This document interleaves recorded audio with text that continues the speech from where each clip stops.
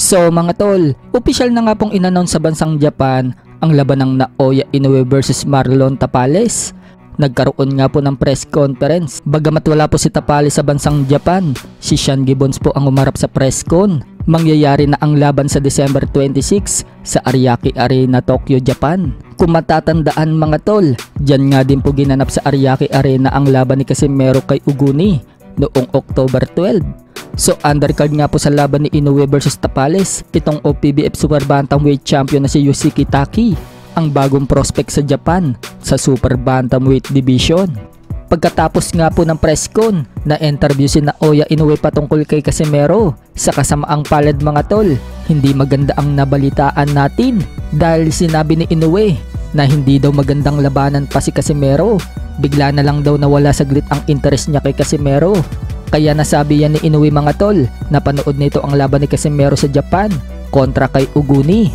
Kaya siguro biglang nawala ang interest ni Inoue dahil hindi napabagsak ni Casimero si Uguni. May rematch pa naman si Casimero at Uguni at malay natin doon na maipakita ni Casimero ang lakas niya at mapabagsak niya si Uguni sa pangalawang paghaharap nila. Ayon pa kay Inoue mga tol, nakapokus daw siya ngayon kay Tapales. どうなんでしょうね。カシメロがいまいちでしょ。ちょっと興味を忘れましたけど。まあ今は本当にタップレスに集中してやりたい。Speaking of Marlon Tapales mga tol, minaliit nga po siya ng trainer ni Stephen Fulton na si Wahid Rahim. Banat nga po ng trainer ni Fulton mga tol, wala daw kapag-apagasang manalo si Tapales kay Naoya Inoue. Kung ang sinapit daw ng bata niyang si Fulton kay Inoue na na-TKO sa round 8, mas malala pa daw ang sasapitin ni Tapales kay Inoue. Pero hindi din daw natin alam, minsan daw kasi nagkakaroon ng upset sa mundo ng boxing. Pero para sa kanya mga tol, hindi daw niya nakikita na matatalo si Naoya Inoue. So tingnan na lang natin mga tol sa laban kung mas malala nga ba ang sasapitin ni Tapales. Nag-iinsayo din kasi na mabuti si Tapales at malay natin maka-upset ang Pinoy.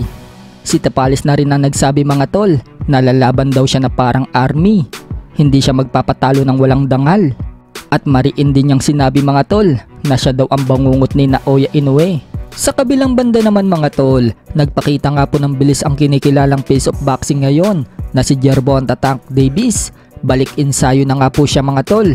Wala pa namang balita kung sino ang makakaharap niya. May mga rumor naman na lumalabas na matutuloy na daw ang rematch nito sa bata ng MP Promotion na si Isaac Pitbull Cruz. Samantala, mukhang maaantala ang laban ni Manny Pacquiao versus Mayweather rematch na gaganapin sa bansang Japan sa December 31 sa isang 6-rounders exhibition match. Ayon kasi sa WBN mga tol, lalaban daw si Mayweather sa December 9 kontra Mikey Garcia sa isa ding exhibition sa Showtime Network. Bago man lang daw magsara itong Showtime Network, balak kunin si Mayweather para lumaban.